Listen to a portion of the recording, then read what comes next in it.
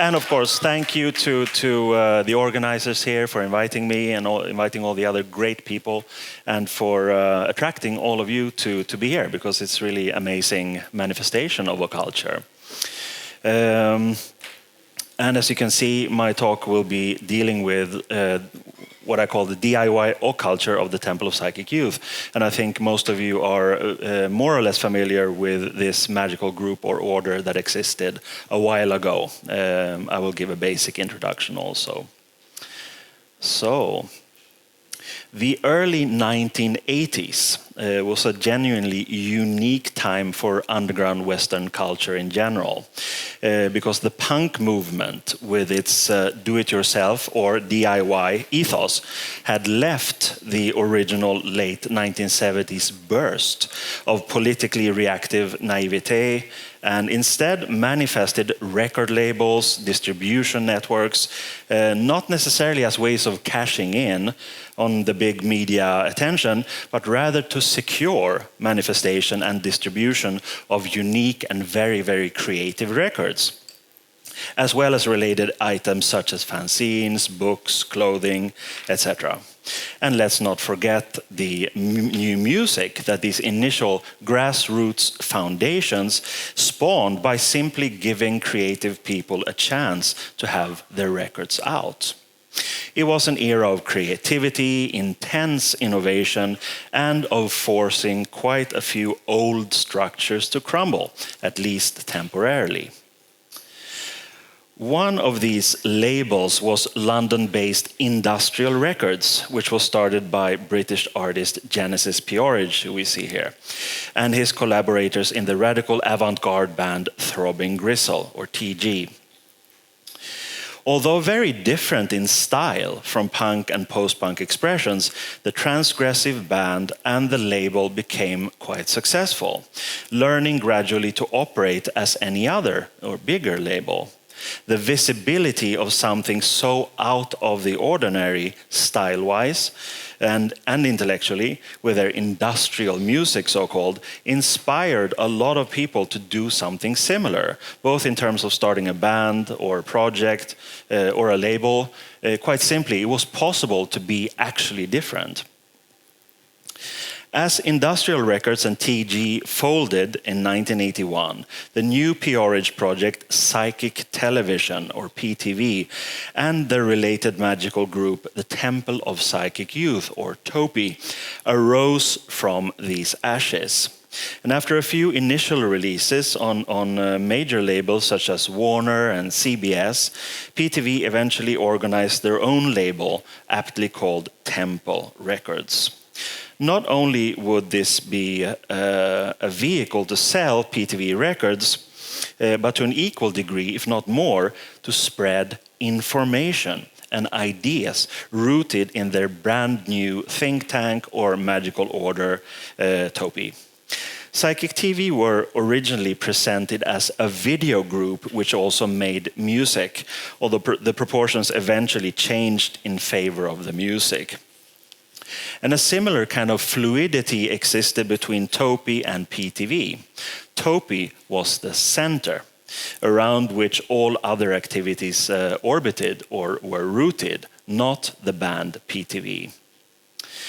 Other examples of labels with radical and more or less magical and philosophically inclined bands emanating more or less from this early 1980s core were, for instance, Threshold House, Housing Coil, United Dairies with Nurse with Wound, Durtro with David Tibet's Current 93, and even Susan Lawley with White House. Many of these have been written about in David Keenan's great book, England's Hidden Reverse, a book which focuses mainly, but not exclusively, on the satellites of the industrial records, TG, TOPY, PTV, Cabal, or Environment. And there are other interesting books about this era, for instance, Simon Ford's Records of Civilization, Lars Sundestrand's To Become Who You Are, Genesis and Mine, Sacred Intent, and of course, Genesis' autobiography, which was published posthumously, Non-Binary.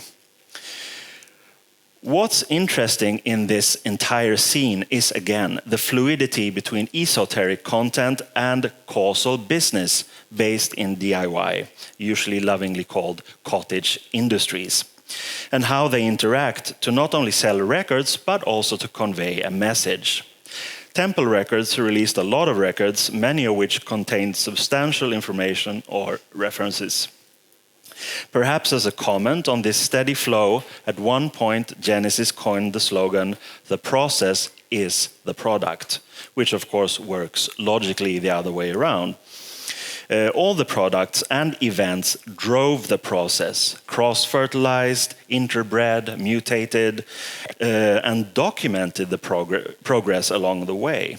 And one good example of this was the Psychic TV LP, a real Swedish live show, part of an ambitious live concert documentation series, and to which we'll return shortly. But first, let's rewind the cassette tape of history. The process is the product is also the title of a 2008 autobiographical text by Jen that is very substantial in its rear view mirror aspect. I quote, "What would happen if we created a paramilitary occult organization that shared demystified magical techniques? Sleeve notes could become manifestos, a call to action and behavioral rebellion. Bit by bit, we took this daydream more seriously. We examined the process in particular for the best in cult aesthetics. We needed an ideology for those involved, levels to achieve, secrets to reveal, symbols and uniforms, regalia and internal writings. We called our experimental organization the Temple of Psychic Youth." The process being examined here refers to the Process Church of the Final Judgment, which was a British neo-Gnostic Scientology spin-off that wove in distinct occult symbols and imagery as a kind of flamboyant and magical psychedelic bridge between the hippies and what was to come, whatever was to come. And they had a powerful presence through very well-made publications and official public events, and a philosophy that tried to transcend opposites by union, not unlike another TOPY source of inspiration, Aleister Crowley and his magical system.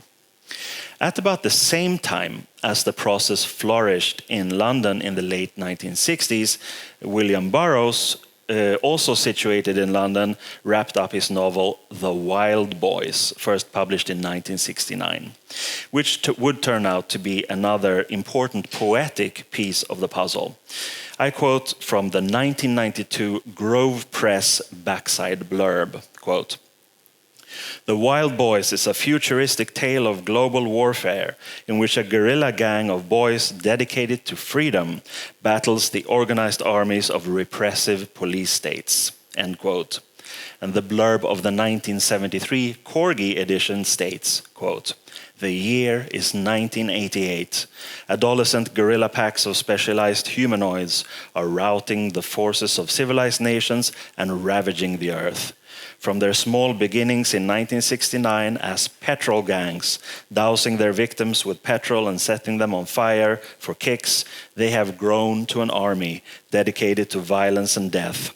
When wholesale slaughter erupts, the battle continues underground, where the survivors evolve into the Wild Boys, hordes of pitiless homosexual warriors who move in and destroy the cities until civilization collapses, revealing a future of horrifying dimensions." End quote. The psychosexual paranoia of William Burroughs and other fantastical contemporary authors like J.G. Ballard, with its focus on how to destabilize the blind control mechanism of societal authority, became a cornerstone of the TOPY outlook. Could these tendencies of enforced subjugation be bypassed or possibly even overcome? And if so, how? Straightforward politics was seemingly not the most constructive way in a repressive society like the UK of the 1970s and 80s. So this kind of drifting into a cultural sphere with its powerful allies, art and myth, seemed to make perfect sense. Then add some ultra-individualistic liberation by sexual magic and psychonautics under the umbrella of hardcore individuation and spice it up with some integration of past masters in a grassroots network. And there you have it. A kind of formula for resistance to mindless control and destruction that both gives meaning to one's own life and inspires others. I was attracted to the ideas of PTV and TOPY, as I had already been a TG fan from the early 1980s and onwards. And in my life, there were parallel strains of music and culture as such, and the intellectual and quite often philosophically inclined environments that were referenced in both the music and lyrics and the records themselves, in LP liner notes, booklets, adjoining fanzines, etc. One thing led to another and then back again. A passionate interest in all things magical was awoken in me through these indulgences in curious references. And there were many great contemporary soundtracks available for this kind of research via cool record stores, even in my native Stockholm. In 1984, I started subscribing to information from TOPY. This consisted of bulletins, newsletters, mail order information, and promotional material for both TOPY and PTV. They were a kind of inseparable corpus or being filled with the signal of potential. PTV promoted TOPY and vice versa. And there was also more distinct propaganda and information about recommended magical techniques and literature. And of course, this was highly inspiring for me, and I began experimenting with these magical techniques as presented in the key TOPY manual, a book or a booklet called The Grey Book. I found that the pragmatism and mix of zeitgeistish existentialism, Crowley's Thelema, sparse, ecstatic, hardcore magic, and the poetic life enhancement of the beat authors worked really well for me. And so I associated the inspiration and material itself with my own actual success in manifesting the things and the changes that I needed in my life at the time. It was basically one wonderful synergetic resonance loop that created a strong imprint, and in many ways it still does. In 1986, I went to London and interviewed Genesis for my music fanzine Lollipop. That was a very inspiring moment, of course, that led on to my becoming more active within TOPY. The interview had initially been focused on musical aspects, but soon the talks we had about magic took over. It was also highly interesting for me to see how all of this functioned in real life, what kind of work actually lay behind the signal that was so inspiring to me. In their semi-detached and tiny house in Hackney in London, the P-Orridge family and many psychic youth produced and sent out correspondence and information, attended to administrational chores, and just basically hung out and lived their day-to-day lives. And the people I met then were very friendly and as curious about me as I was about them. It was an enlightening glimpse into a loose collective in which everyone worked hard and with whatever needed to be done. And there was a lot. There was Temple Records, which released the music by Psychic TV and also many other artists, and Temple Press, which published relevant old minds like Crowley, Angus MacLeese, Gerald Malanga, Ira Cohen, as well as TOPY-affiliated contemporaries like, of course, P-Orridge, but also Zev, Andrew Mackenzie. I realized that although the overarching fuel and goal was the beautiful term that Genesis coined, and within which we are gathered here today, Occulture, the main energy was simply hard work and, if you will, bhakti yoga, devotion, the power of devotion to a cause. And that synced very well with my already existing and dominant workaholic tendencies. We developed some basic strategies together over the following years, to a great deal based on other local TOPY groups, or access points as they were called. And in 1988, I started TOPY Scandinavia, or TOPY Scan, perhaps as a subconscious wink of acknowledgement to the 1988 timeline of Burroughs' Wild Boys. And at this time, I already had insight into how TOPY actually worked, and I was now also an active TOPY member in the sense that I was using the recommended sigilizing techniques regularly, becoming Eden 162. As sigilizing male members were given the names Eden, and sigilizing female members the name Kali. There were a few other TOPY members and sigilizers in Sweden at the time, and I knew about most of them. And from this small core, we expanded into being in correspondence and business with people in Denmark, Finland, and Norway. And we did the whole TOPY thing. We produced writing, newsletters, music, videos, sold cassettes and other items for postage cash, started a record label, started the occultural fanzine, the Fenris Wolf, and made a point of actively networking, not only with headquarters in London, but also with other TOPY stations and access points all over the world. The Psychic TV LP that I mentioned briefly, a real Swedish live show, is a good example of this cross-fertilization.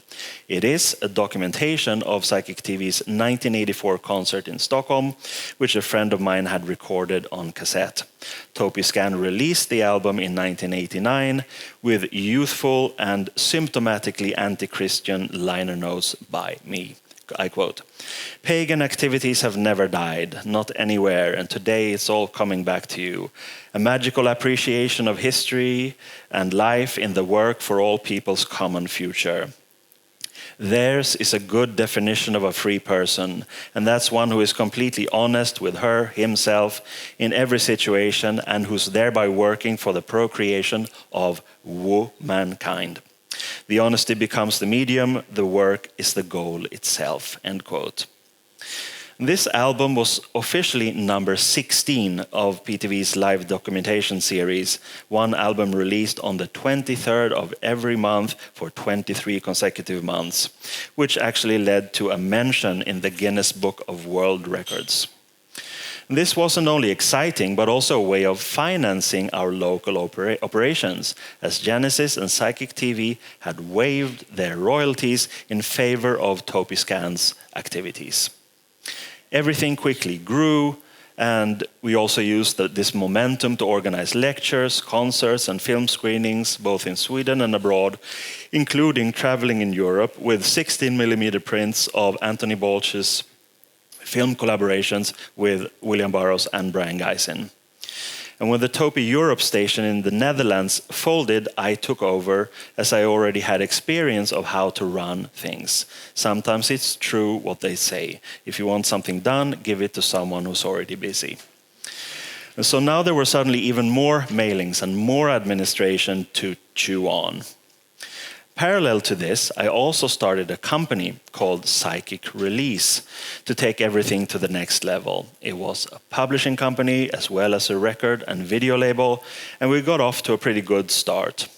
The first album that we released was the ambient and spoken word collaboration between the P-Orridges and my band White Stains called At Stockholm, released in 1990.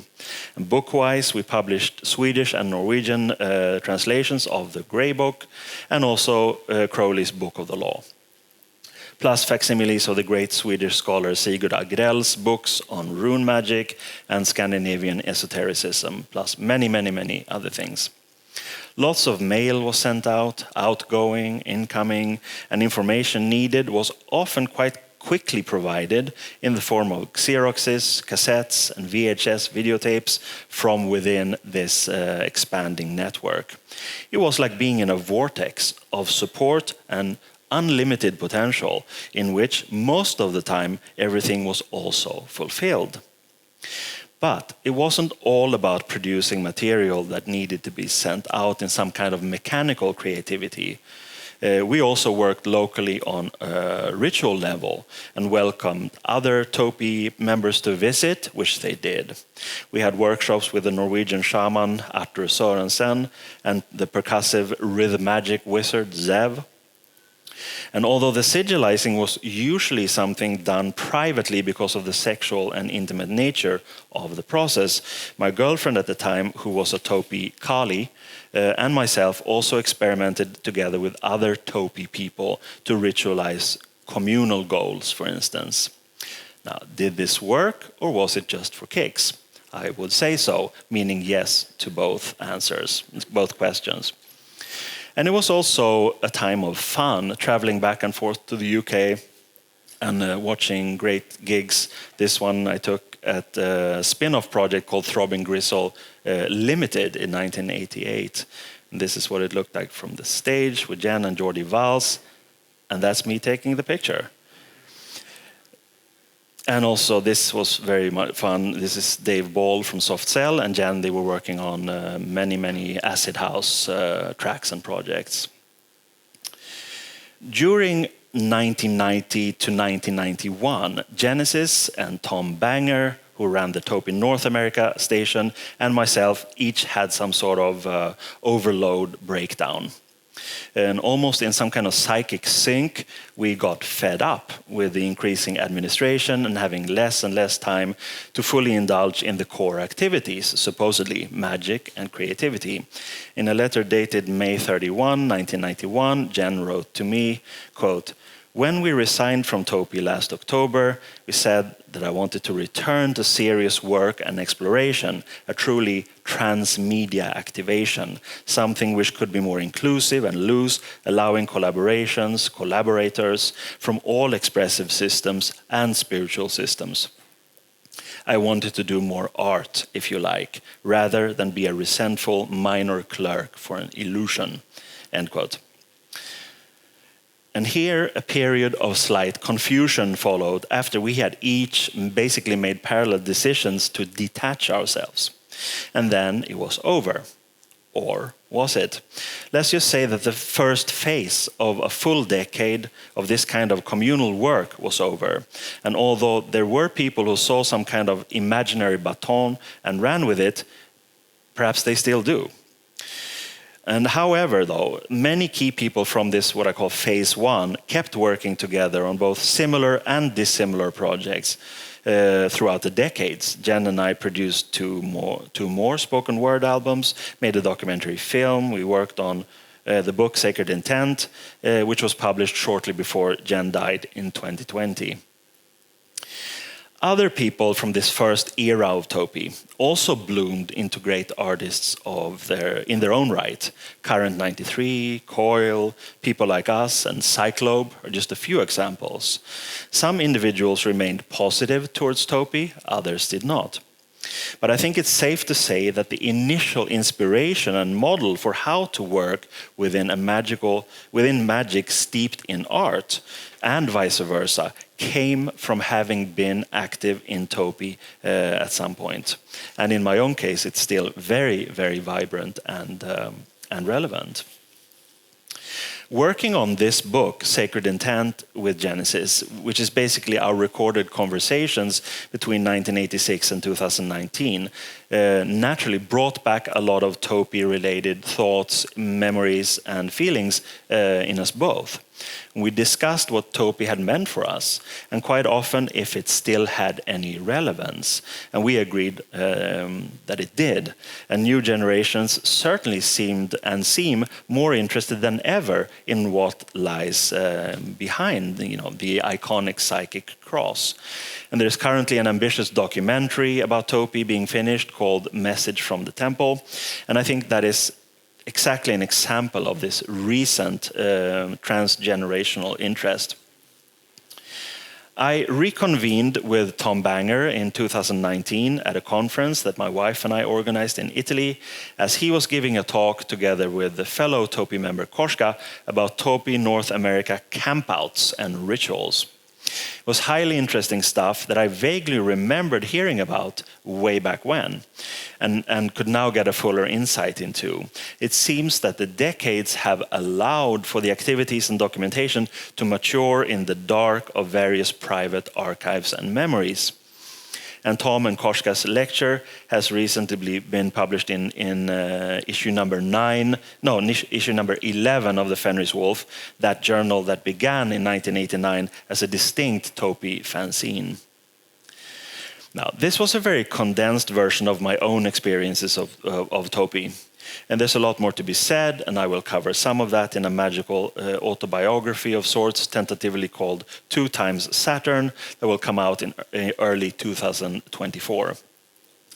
But for now, let's delve into some of the mechanics and into the zeitgeist to see how TOPY could become as influential a group and order as it actually has. If we can look at this zooming both back and forth, in and out. And if we zoom back to some kind of bird's eye perspective, there are definite traces from the mail art movement that was, and perhaps still is, connected to a fluxus art mentality. Meaning that the definitions of art itself are dissolved and can be, as is usually called today, fluid. Anything can be art, and on a real grassroots level, what we send to others as memes or messages, digital or not, are works of art. If interpreted as such, it is up to the artist and partaker to evaluate and define. Working on, already in the pre-Throbbing Gristle performance group Coom Transmissions, Genesis actively networked with other artists, curators, journalists, editors, etc., sending out massive amounts of letters, collages, stamped photographs, and many other things. And later on, with Industrial Records and Throbbing Gristle, it continued, also in tandem with records and concerts. And of course, this wasn't a one-way communication. An amazing amount of mail was sent to Genesis and the other collaborators. So that foundation of intense and vital communications had been established already before punk and DIY, so to speak. The creation of unique artworks such as handwritten poems, collages, drawings, paintings, and photographs was part of the process, something that created a special bond between sender and receiver, sending something very personal off to somewhere. You weren't really sure whether it would be received at all. But if it was, you would very likely get something very, very special in return. In this sense, mail art laid the foundation not only of the TOPY network, but also of the psychology of sigilizing TOPY style, meaning that on the 23rd of each month at 2300 hours, you sigilized in enhancement with your bodily fluids, blood, spit, and sexual fluids, in and or on your very own personal magical artwork, and then sent that off to a TOPY station for safekeeping and egregore building. And what you got in return was a powerful magical development in general and a causal wish fulfillment in particular. This is not only a literally phenomenal example of trust in between individuals, but also the foundation of one of the most unique collections of art in the world, a collection of pure aestheticized desire, if you will. The mechanics of sigilizing, according to its formulator par préférence et excellence, Austin Osman Spare, requires actively forgetting about the sigil or symbol in question, so that it can work its magic in other psychic realms than the very counterproductive and usually self-critical rational one. What better way then than to send off your sigil to an archive of like expressions? In this zoomed-in perspective, the main thing is to ecstatically express, but to remain unaware of the specific of the recipient's views or feelings. Yet, it is still a two-way communication simply because the sender is aware that the signal will be received, just not commented upon or valued with any traditional tools. We embrace this womb-like void with respect and wonder instead of forcing us into it in desperation. The TOPY sigilizing system is not emblematic of the classic psychological horror vacui, or as Ovid expressed it, ignoti nulla cupido, which means no one desires that which he doesn't know, but is rather an active and hopefully arousing challenge to aesthetically express a private desire in total honesty and in a spirit of, pardon the pun, come what may. Perhaps this temporary contact with a void that we usually immediately fill with a need for an acknowledgement from another is actually the key to this magic's efficiency. For Spare, it certainly seems that way.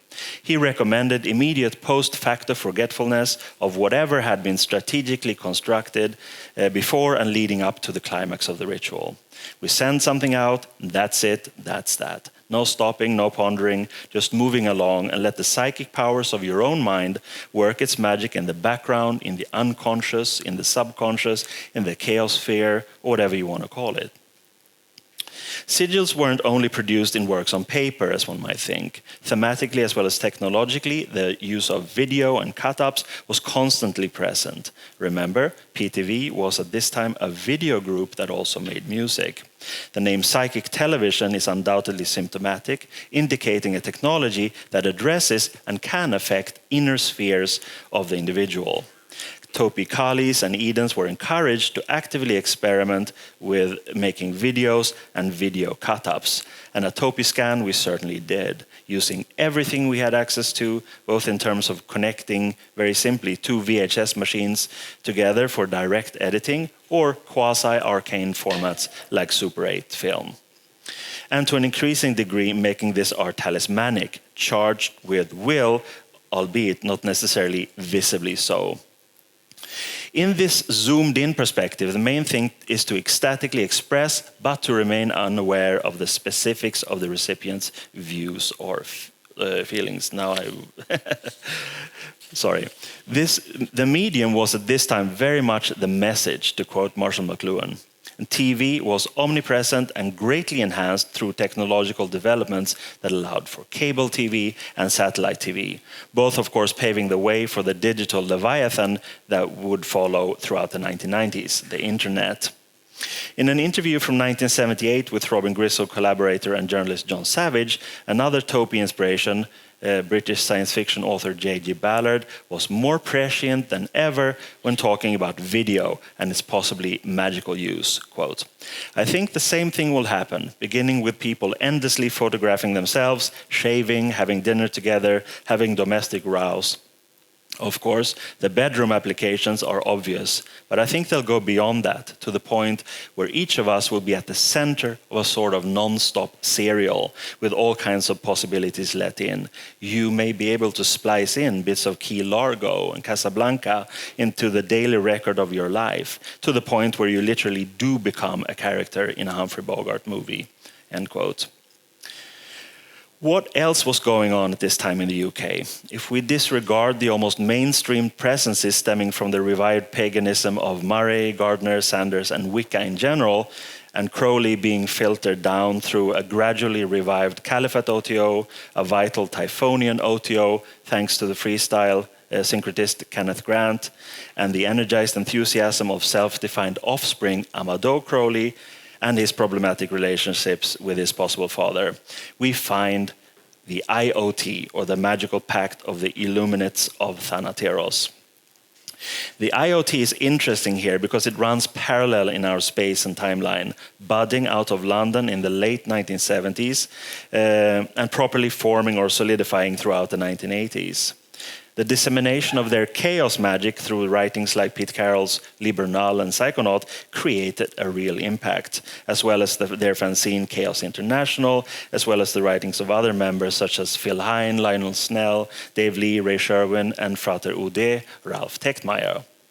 A doctrine of pragmatism, anti-authoritarianism, and extreme individualism connected to the very same zeitgeist as TOPY did, with many of the same sources of inspiration. William Burroughs, of course, would be a great example, and Austin Spare's work another. The actual acknowledgement of adopted ancestors was a central part of the construction of discourse. The references in themselves was a core message. In many ways, it was a reconstructed 1980s way of paraphrasing Crowley's Gnostic Mass, in which he included a list of Gnostic saints, so-called. And I would argue that's as important as the ritual's ecstatic moment and its elementary aftermath. In TOPY, the names of Burroughs, Gysin, Spare, Brian Jones, to name but a few, were so flaunted consciously that they seeped into the outside culture as much or more as they had seeped into TOPY from the individual inspirations from quite a few people, or actually from few individuals. TOPY became like a resonance box or an amplifier of chosen memes and spirits, and one that also kept evolving. More towards the end of phase one, Timothy Leary, for instance, and many others from the original 1960s psychedelic movement had been integrated and enhanced. In one of the talismanic reference lists of Jen's books, published in Research, special issue called Industrial Culture Handbook, there are many titles by Francis King, who was one of the most thorough British chroniclers of magic during the 20th century. Published in 1971, his wonderful book, Sexuality, Magic and Perversion, is a useful overview of historical occurrences dealing with sex in magic and magic in sex. And this was a book that Jen had and studied. Crowley is, of course, prominently featured, but Austin Spare isn't even mentioned, quite strangely. This was, however, only 15 years after Spare died, and not much had been written about him. And he got quite a big resurgence when the bookstore, The Sorcerer's Apprentice in Leeds, which was kind of a hub of the chaos magic environment, published a collected works, which was very, very appreciated. This was also something highly symptomatic of the DIY zeitgeist, making something valuable available and in affordable form, and promoting it to new audiences, and this time, for instance, enhanced with an introduction by Pete Carroll of the IoT. Today, as we know, basically everything Spare ever wrote is out there in nice editions, again, thanks to publishers like Fulgur and many others. Already in 1971, Francis King could envision a future of innovative sexual magic.